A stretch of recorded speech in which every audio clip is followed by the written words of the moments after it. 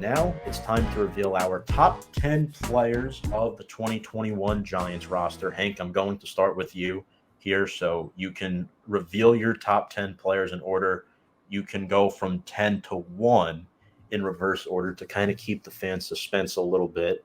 And why don't you start with your number 10 Giant for 2021? So for number 10, this is a guy I really didn't want to put on my list.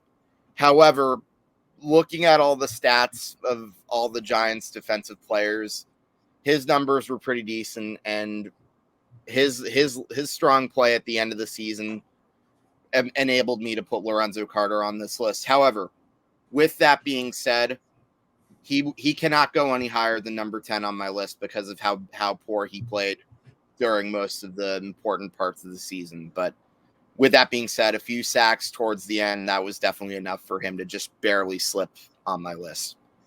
Up next at number 9, James Bradberry. He wasn't quite Bradberry bunker like he was last year. However, 17 passes defend, 4 picks. Still pretty solid in one of the few areas of strength on this New York Giants roster. So definitely get some points for me there. James Bradberry will be 9th on the list. Again, because he didn't quite live up to expectations, that's why I had to put him at the bottom tier of this list. Number 8, Tae Crowder, one of the better linebackers on the team, had a good amount of tackles. Definitely one of the more underrated players on that defense, and Mr. Irrelevant, as you may remember. I think he did a solid job, all things considered, filling in for the injured Blake Martinez, so that has to count for something, and for that, he gets number 8 on my list. And I love how Noah's getting excited at every Georgia Bulldog I mentioned. Good for you, man. Congrats on that title once again, by the way. I mean, you must be pretty excited to have seen 2 titles within less than a calendar year. First the Braves and now the Bulldogs. So enjoy it, man. Enjoy every second of it. Savor it. And let's continue with my list, shall we? Number 7, Adoree Jackson. Again, I would say he was one of the better free agents that the Giants signed this offseason. And the one game of his that stands out to me is he had a 12-tackle game against the Kansas City Chiefs and became one of the stronger members of the secondary. So definitely one of the better members. So now let's get to number 6. Are you ready for this? The best player for the Giants offensively, none other than the kicker, Graham Gano.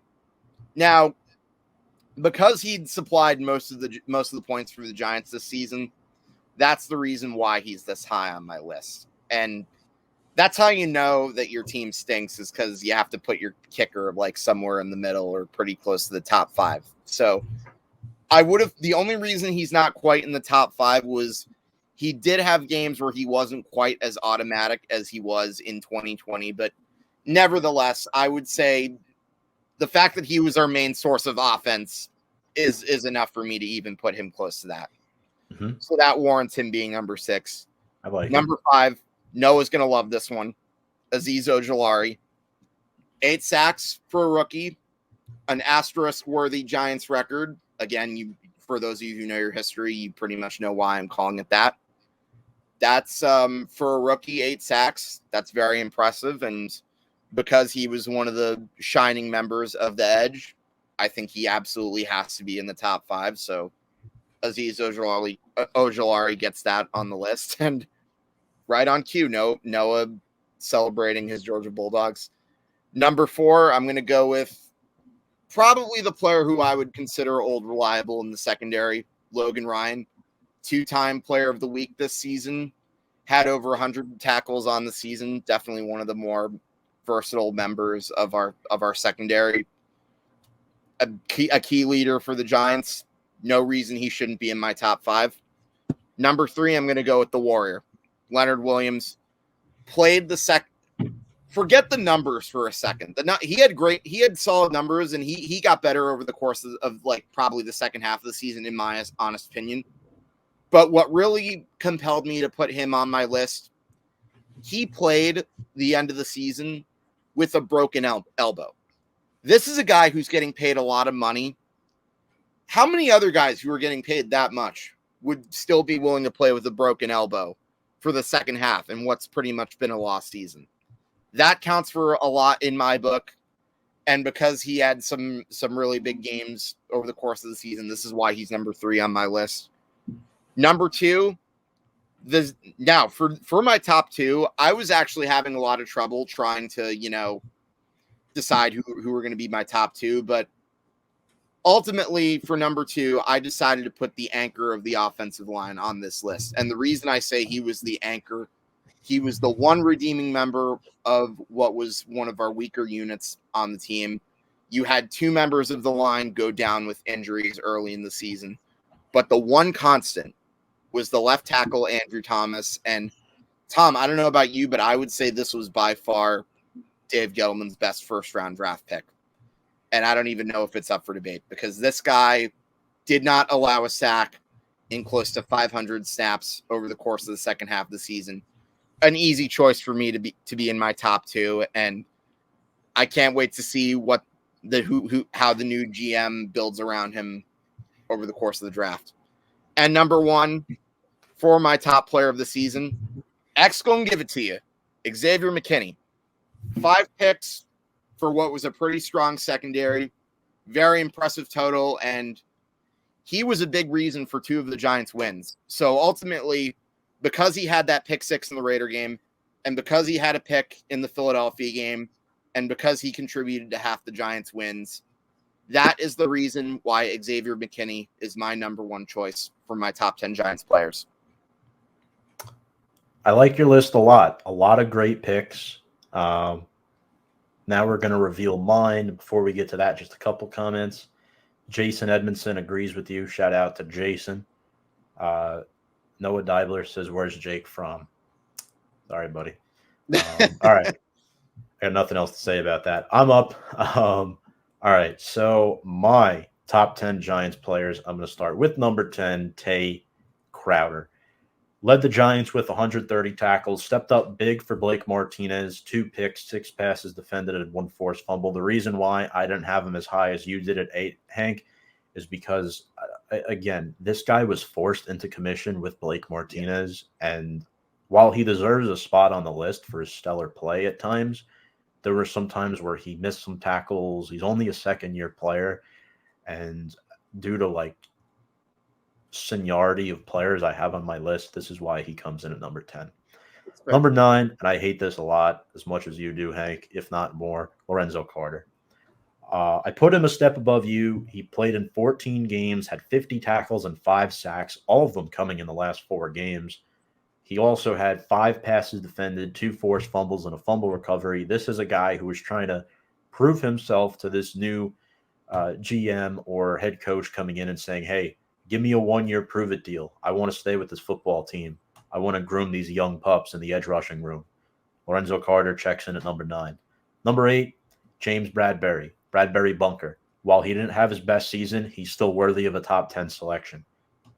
He played in all 17 games, started 16, 4 interceptions, led the team with 17 pass breakups, and he did have 2 fumble recoveries. The reason why he's not as high on this list as he was last year for me, he gave up the most receiving yards of his career because he was targeted a lot more since the Giants brought in a great number 2 corner in Adoree Jackson, who is my next pick, who comes in above James Bradberry. Hank, I believe this is right where you had Adoree Jackson at number 7. Correct. Yeah. He was one of the guys who were relatively healthy throughout most of the season. He did have a spell where he was hurt, started 12 games, played in 13, 1 pick, 8 passes defended.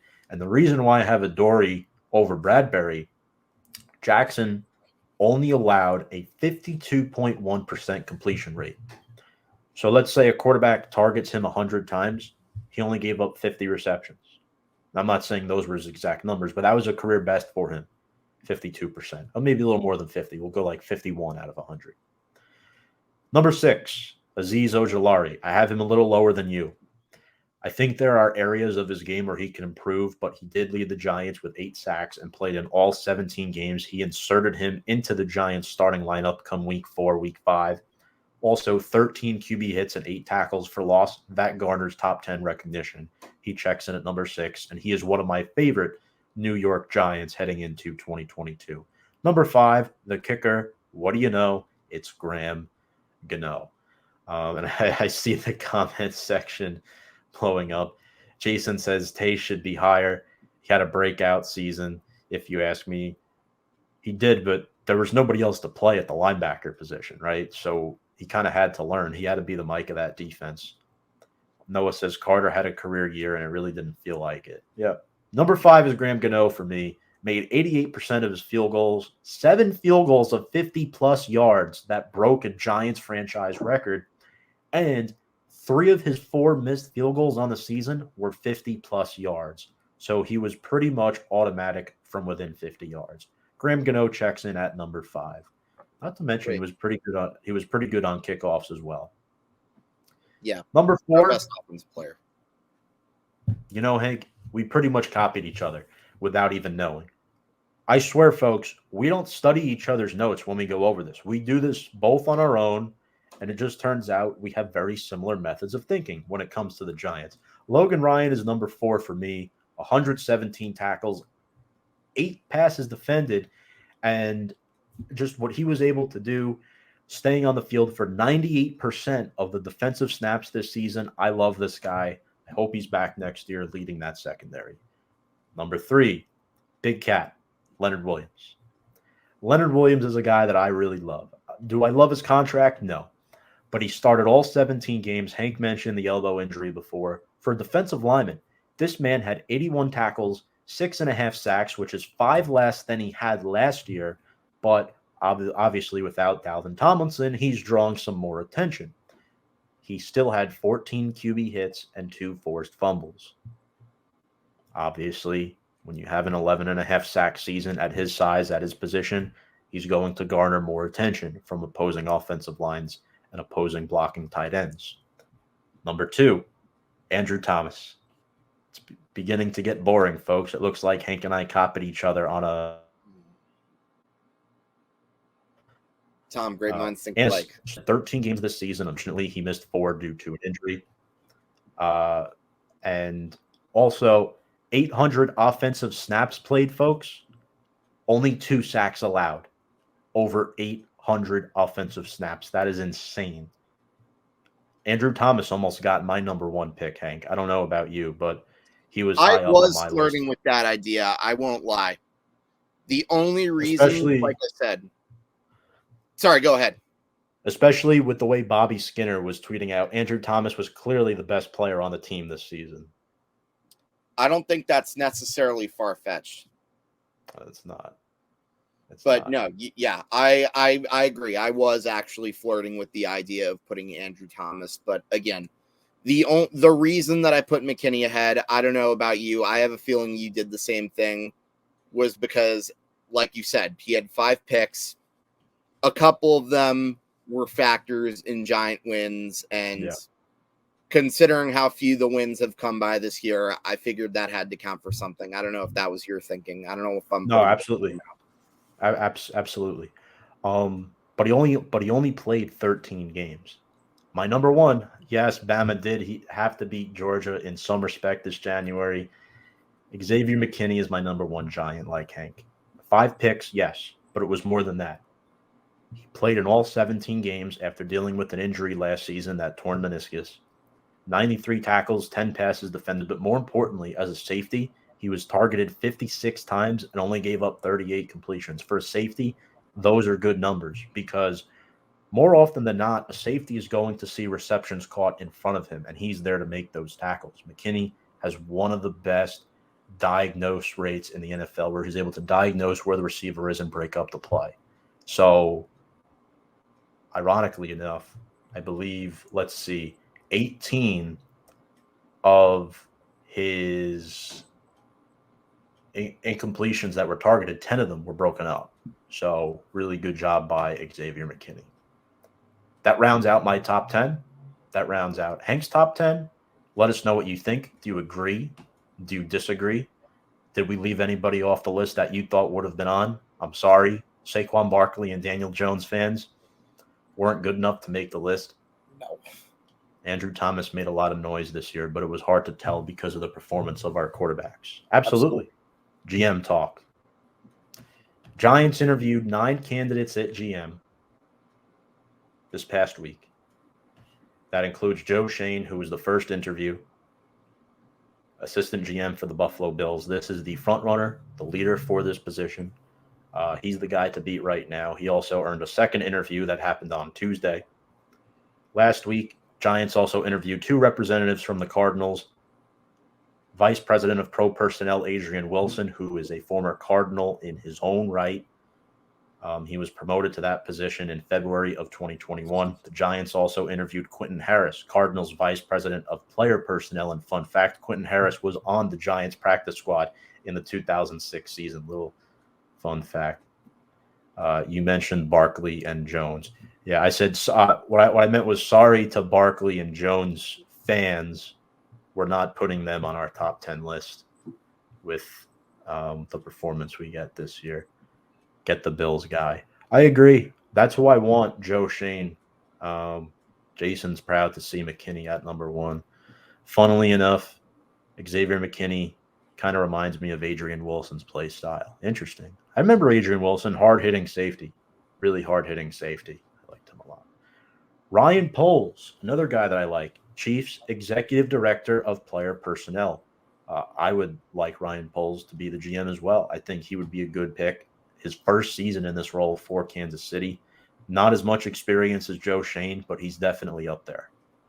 Giants also interviewed 2 Titans representatives, Ryan Cowden, Titans VP of Player Personnel, and Monty Ossenfort, Titans Director of Player Personnel. Monty had a connection with Joe Judge, so it was rumored if the Giants hired Monty, Joe Judge would stay. The Giants went along and interviewed Monty after Joe Judge was fired, but I don't think Ossenfort is getting a second interview, so you can pretty much count him off the list. And then the last 3, 2 from the 49ers, Ran Carthon, the son of former New York Giants fullback Maurice Carthon, who won 2 Super Bowls. I love that they interviewed him. He's the 49ers. Yeah, big number 44. 49ers Director of Player Personnel. Unfortunately, he did not get a second interview. Adam Peters did, though, 49ers assistant GM, higher up on the list. He is one of the 3 finalists that were announced, at least, for the Giants general manager position. His second interview actually happened today. And then the last interview of the first round interviews that the Giants did was Joe Hortiz from the Baltimore Ravens, Director of Player Personnel. Hank, I was very happy that the Giants went this broad and interviewed 9 people, because 4 years ago when they did this search, it was 3 people. It was Louis Riddick, it was Dave Gettleman, and it was Kevin Abrams. That's all it was. Now, granted, this happened before the season was over because Reese was canned after the Eli Manning benching game. So the Giants had a new GM towards the middle end of December. But I'm happy that the Giants have gone this broad in their search. Well, yeah, and I remember that pretty well. But I think back then you knew Dave Gettleman was going to get the job, though, because of the experience that he had with the Giants and him taking the Panthers to the Super Bowl. I think it was pretty obvious at that time that Dave Gettleman was going to get the job. I think Louis Riddick was just the name out there. But regarding this search, as I've mentioned, I like this a lot better. They're actually putting some thought and effort into a new guy, and everyone has no prior ties to the Giants. This is a major breath of fresh air. And, Hortiz was one of the guys that was on my list. I mean, he was a big reason that the Ravens had been in contention year after year. But with that having been said, I'm looking at the top 3 guys that are the finalists to get the job. And Tom, I have to be honest, I don't really think either of them are necessarily a bad option. Now, do I have a preference between the 3 of them? Of course. I think by now I'm on the Schoen train as well. In fact, there's a reason that I'm actually pulling for the Buffalo Bills to win the Super Bowl at this point, because I'm hoping Schoen gets the job, and I'm hoping that,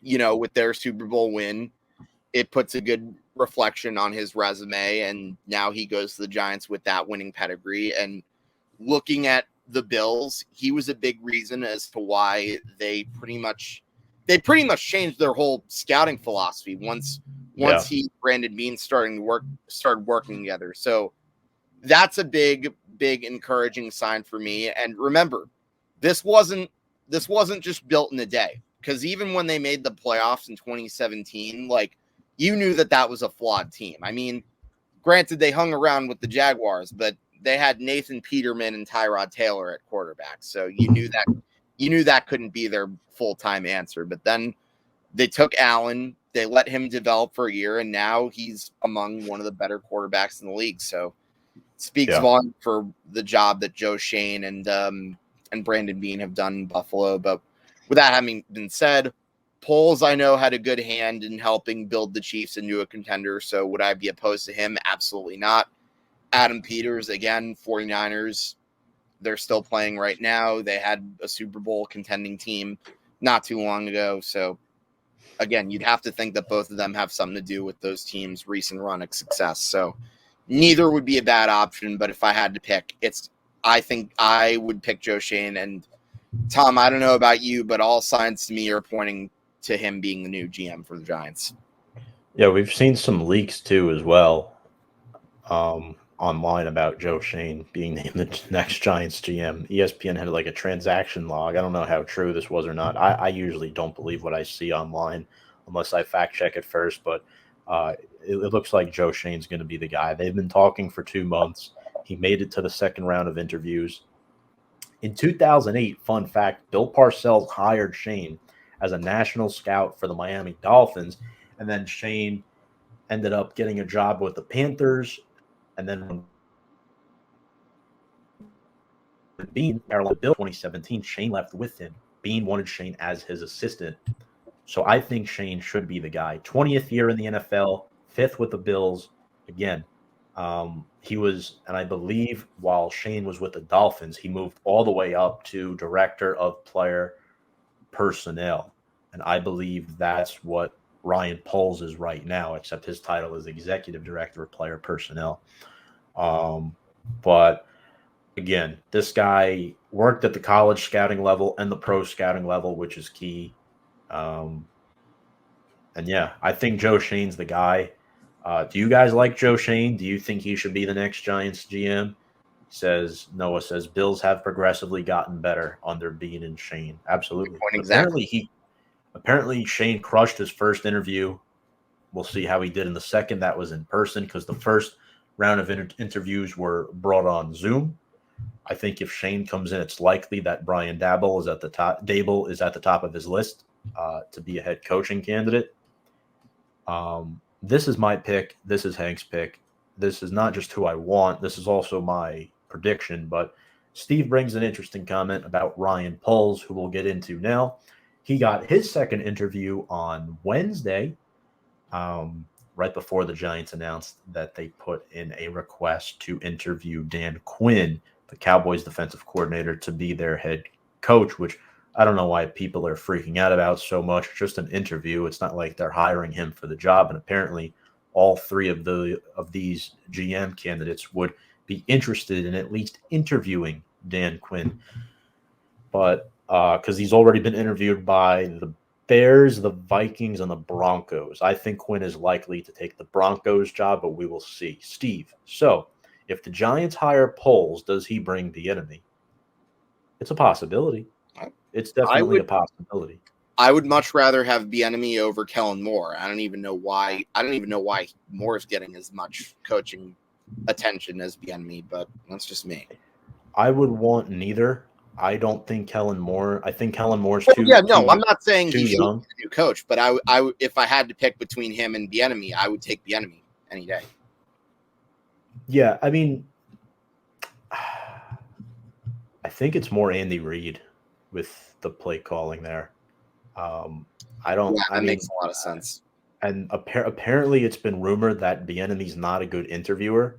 That's another reason that's been hidden, like why he hasn't gotten a head coaching job over the past couple of years, in addition to the Chiefs consistently being in the mix for the playoffs. So while I wouldn't hate Bieniemy as the head coach, I don't really want him. I don't want Kellen Moore either. I mean, I told you who my three untouchables are. It's Doug Peterson, it's Mike McCarthy, and the third I'm forgetting. for Well, I some don't think you reason. have to worry about Mike McCarthy. Jerry Boy is going to keep him in Dallas another year to be his yes man. So Jim Harbaugh is the third, by the way. I don't want Jim Harbaugh. I would prefer EB over those three for sure, but I just can't trust. Dom just brought it up. Yeah, who's Kellen Moore? Never heard of him. Ha ha ha. Yeah. Yeah, I don't know. Moore is probably towards the bottom too, but I do think if Poles becomes the GM, the Giants should definitely interview Bieniemy because there would be a connection there. Yeah, I heard that last year about Bieniemy. Yeah, I mean, who knows? Who knows? I mean, we never know. I think Bieniemy deserves an opportunity. I just don't necessarily know if it's going to be with the Giants, especially if Shane is hired as the GM. I think it would be more likely if Poles is hired as the GM. Dom Daniele says, I can't trust Bieniemy. Too much talent to work with, and I think almost anyone can succeed with that offense's personnel. And this is interesting because in the playoff game on Sunday night, some of the play calls the Chiefs made were head scratching against the Steelers. We saw TJ Watt with that fumble recovery. Dom is a Steelers fan, by the way, folks. Yeah. It just wasn't a good look. I mean, we saw Mahomes that he didn't have his best year this year. And I think that falls on Andy Reid as well as the head coach. So I think there's a chance the Chiefs could get bumped this weekend. I mean, Dabble against Bieniemy. I mean, this could kind of decide who's the higher leverage head coaching candidate. I think Steve's in alignment with us. He wants BD, especially if Shane is hired. You can confirm that, Steve, if that's who you want. I'm not sure, but I think I saw you comment that somewhere. But yeah, Reed is calling most of the plays. I agree. Andy Reid's one of the best offensive geniuses in football history, so that makes sense. Yeah. I think a guy, Steve wants Dabble as well. To be fair, Harbaugh was solid in the NFL. 3 straight NFC Conference Championship games and 20 yards from a Super Bowl win after taking over a team that went 6-10 before he arrived. He only got fired because management hated him. Well, here's my response to this. I wanted Joe Judge to stay as the head coach, and I still stand by that. Mm-hmm. I don't want the Giants to completely undo what Joe Judge did. As in, I want Patrick Graham to stay as the defensive coordinator, which it seems unlikely, unfortunately. But I think he's the one assistant that should definitely stay. We already lost Coach Chaos and Rob Sale to Napier's Florida Gators, which I don't love. But I think Harbaugh would undo the culture that Joe Judge did. The culture was there. The winning wasn't. I want the winning and the culture there together. I want that there together. That's how I feel. You are correct. Yep. But if there's a number 2 candidate at this time, I don't even know. There's so many options. I know Flores has expressed interest in the position. I think he would definitely be a top 3 to 4 guy, but he is a defensive-minded guy. I know we're looking to bring in Daniel Jones for a 4th year, so if the Giants were to hire Flores, they would need an offensive mind to be the offensive. I mean, obviously, they need an offensive mind to be the offensive coordinator. But what I'm trying to say, folks, is they would need somebody who's very experienced with the playbook and not somebody like Jason Garrett. Yeah. I'll relax once I find out he's not getting interviewed. If he gets interviewed, I know Steve does not like Jim Harbaugh. That is either, but. Isn't he a Michigan fan too, or am I making that up? He is a Michigan fan, yep. All right, so the third guy is Adam Peters from the 49ers. He interviewed today, and he has a lot of experience with the 49ers, building that roster up, their offensive line. I think they have a really good front 5. I think they have a great defense that they've built as well. And I think, Peters has a lot of experience too. So this is a guy you should heavily consider. And what Shane and Peters have in common is that they're currently both assistant general managers. They're pretty much one step away. So I think those are probably the top 2 contenders, with Poles coming in as a close third. I really don't care who it is. I mean, I want it to be Shane, But if they hire any of these three candidates, I would love it. I would personally love it, especially I read somewhere Ryan Poles is only 36 years old. I mean, they're really, and Joe Schoen is 42. They're really going young here with their options, which I definitely like. Georgia, boat race, Michigan. Easy, Noah. Easy. Yeah. You won the national championship, but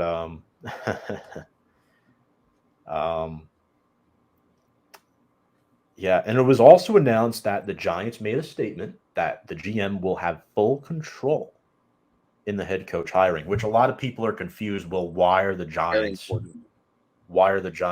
requesting to interview Dan Quinn? Well, either the GM was already decided before the Adam Peters interview today, which would eliminate him, or all three of the GM candidates said Dan Quinn would be a name that they would consider. That's all that is. I don't think there's anything more to it, and it would look a lot worse if Dan Quinn was hired and then this new GM, it gets out that they wanted Dan Quinn as their GM, and I do agree with Steve. I think they already decided. The Giants just aren't announcing it yet. One of my best buds is a Bills fan, and he said Dable is a genius play caller between the 20s, but he sucks in the red zone. We actually interviewed Greg Tomset from the Cover One podcast. He covers the Buffalo Bills Tuesday night. I believe some of you in the comments section now were watching that segment. Go watch that segment on our YouTube channel, Review and Preview Sports, when you get a chance. It's about a little over half an hour long. It pretty much explains the ideology of bringing Brian Daboll as a head coach and why he would be a successful head coach if he was to come to the Giants under Joe Schoen or under any potential GM. I don't think Daboll is out of the question if any of those three GMs are hired tomorrow, next week, over the weekend, whatever it may be. As far as sucking in the red zone, I feel like the Bills have been pretty successful in the red zone. I just think the Bills score more big play touchdowns right now than any other team in the NFL. Maybe his one flaw is forgetting about the running game at times, because Josh Allen, more often than not, is the leading rusher in that offense, which cannot happen. We can't have Daniel Jones as the leading rusher in our offense. It needs to be Saquon Barkley or whoever the running back is. Folks, we appreciate everybody in the comments section for chatting with us tonight. Really appreciate it. Again, on behalf of Hank and Victor, I'm Tom Scavetta saying so long, everybody. And one more time, you've been watching Big Blue Avenue here on Facebook Live, and let's go Big Blue. Have a good night, everybody.